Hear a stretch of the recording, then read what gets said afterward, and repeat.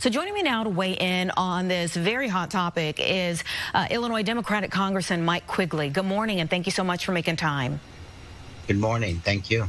So I know that you're very well versed in all of this. I think a lot of us are very confused about what's going on here. U.S. Secretary of State Antony Blinken said the visit shows China's intent to provide diplomatic cover for alleged Russian atrocities in Ukraine. But then President Ping is also supposed to be going to speak with Volodymyr Zelensky. What's going on? Well, look, there's a certain symmetry to this. Just days before Putin's invasion in 2022, she signed a renewed agreement with Russia and criticized NATO. He's been careful not to criticize Russia's invasion. The only exception to that was when Putin talked about using nuclear weapons. He's taken a lot of pressure off the sanctions the West has put on Putin by continuing to buy oil and natural gas and supplying electronics and chips, which could be used as dual use for weaponry. So a lot of concerns there.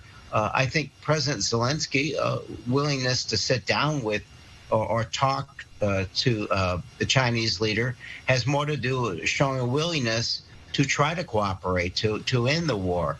But I don't think they hold out much hope just because of what the Chinese peace plan really shows. Yeah, I mean, China claiming to be neutral in all of this and acting as a potential peacemaker, I think just kind of has head spinning.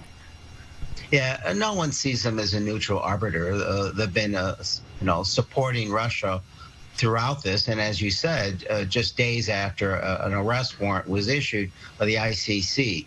So they don't see China in this. I think the peace plan is more a way to disguise the true mission of the visit. It gives them some credibility and an attempt at credibility in the world of public opinion to go there, during this invasion of Ukraine. It has seemed like there's been a tough tightrope walk, if you will, with the U.S. Kind of calling out these actions to a certain extent because of our business with China. How will this trip impact China's relations with other world leaders, you think? Yeah. I think that world leaders can recognize exactly what's taking place, and if China was serious, they would have renounced this invasion in the first place. But the world is tied to China for economic reasons. China is growing, the second largest and most powerful military in the world, and they own, 20% of the foreign debt owned out there, about $1 trillion of our debt. So, look, we're inexorably linked in some respects, whether we like it or not. And diplomacy has to rule the day. But having served 8 years on the House Permanent Select Committee on Intelligence, I'm well aware of the military threat, the spying that's going on that we're witness to recently, and all the other concerns that we have with China. So you're right. It is a tightrope. It's an important one, and it comes at a critical time. Okay, and I just want you to briefly touch on regulators closely watching bank deposits too. This has also been a big talker in the last couple of weeks with banks failing. Sure. Look, SVB was a smaller bank with less diverse holdings.